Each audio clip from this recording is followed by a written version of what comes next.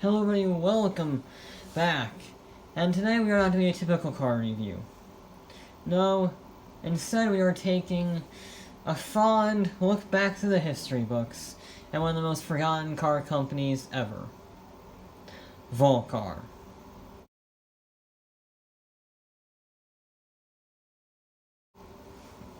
Vulcar started in the late 40s with this very vehicle, in fact. A wagon called the Fagaloa. Now, this was not particularly quick. It was made of steel, and it had a little I6 engine. But what it was incredibly rugged, incredibly spacious, and very, very practical. It was also fairly cheap, too, and it was revolutionary. In fact, it had safety glass in 1948. That's not bad. So if you had a car accident, your face wasn't cut in half. And that reliability was proven very useful, as they were taking on many African explorations. And family households loved it as well. It was really Vulcar's first big hit. And they sold almost 1 million of them by the time production in the mid-50s. And then they had another innovation in the 1960s with this, the Warrener 4-door sedan. Now this is when Vulcar really began to shape itself into what we think of it today. The Warrener was ground zero for what Vulcar was to become, and you can see why. It kept the same basic principles of the Fagaloa.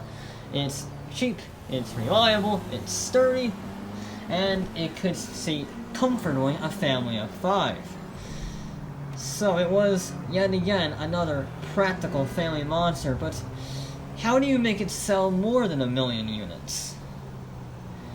Well, you go motor racing.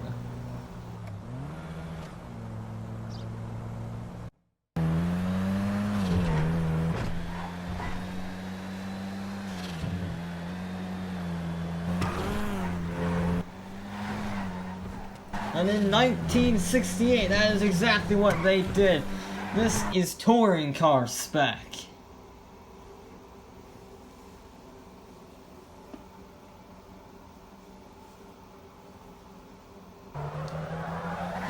It's very similar to the road cars, except for some weight changes, a roll cage, and of course, more power!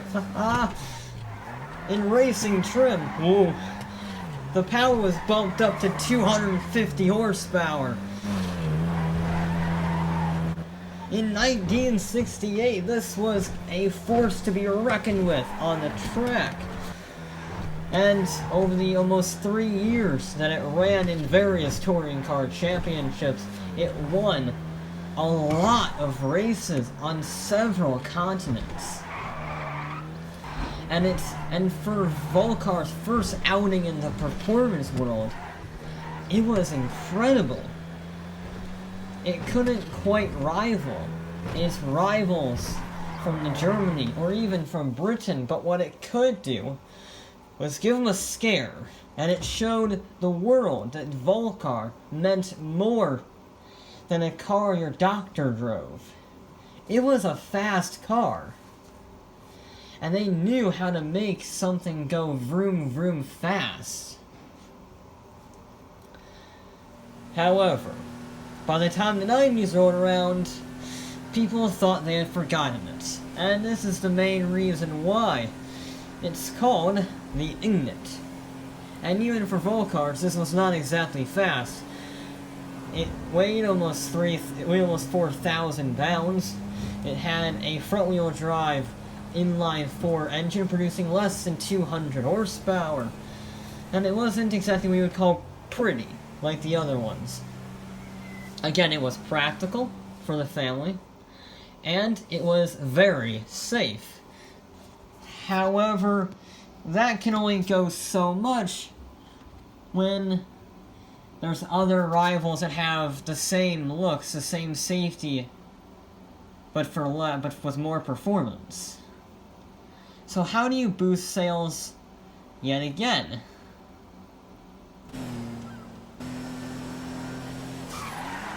Welcome everybody to the world's first racing estate.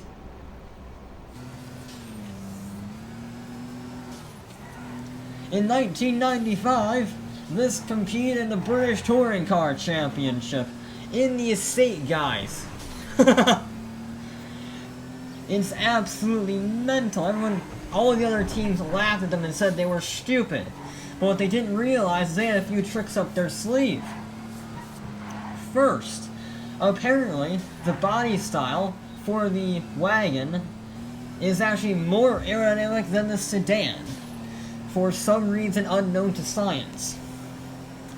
And they actually weren't planning to win any races either. They weren't planning to win the championship. It was all about publicity, getting as much publicity and headlines as possible. And that's genius. Utterly, utterly genius. And in the 1995 season, they were correct. The highest finishing position was 5th. However, the 300 horsepower front-wheel drive wagon was a force to be reckoned with in the newspaper category. They did counts, and there were more news articles and headlines written about the wagon than the winner of the championship that year. And as a result, sales skyrocketed. And once again, Vulcar was thrown into the mix as making a wagon somehow competitive in a field of saloon cars. Now, it only ran one season because of a rule change. However, it did its job and boosted sales. But the next year, they needed a replacement. So they came up with this.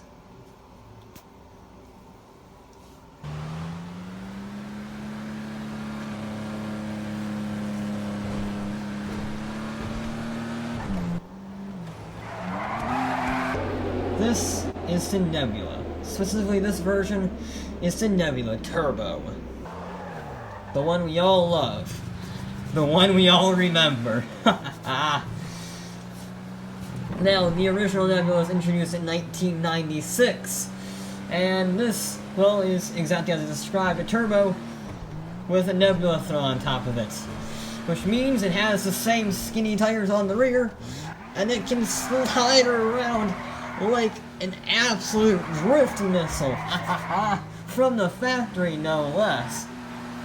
It came with the wing similar to that Warrener race car from earlier, but it made almost 250 horsepower in road trim. This is an absolute riot. So why did they make this car? Because they wanted to celebrate its motor racing counterparts.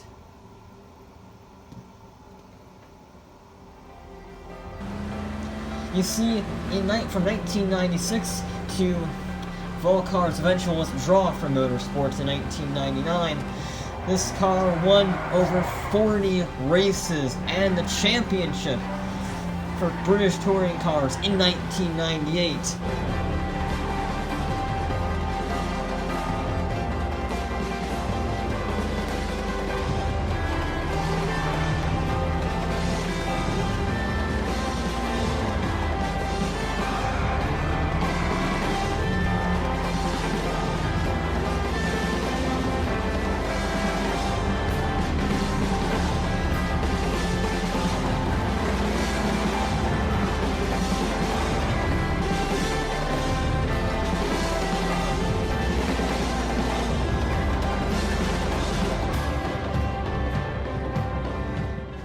It's hard to underestimate how important the Nebula was to Vulcar, not just in terms of its incredibly successful motorsport and performance pedigree, but also in terms of safety. You see, the only thing Vulcar cared more about than performance was its customers. So to prove that, I will now smash that Nebula with a 10-ton truck going 60 miles an hour.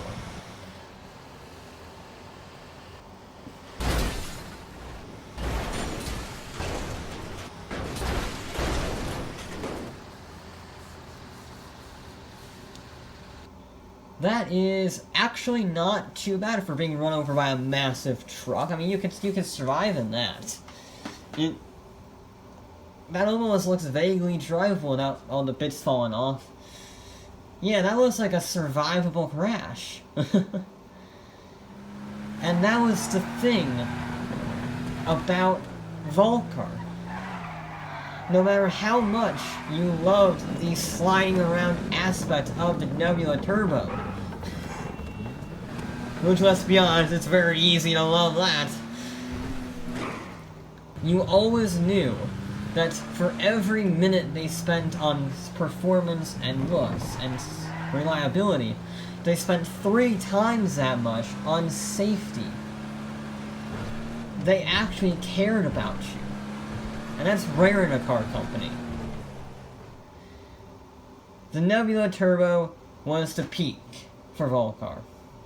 After that, sales were slowly beginning to decline and motor racing wasn't becoming financially sustainable.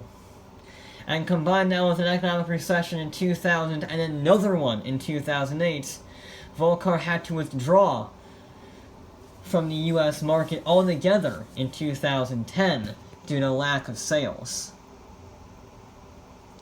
It breaks your heart.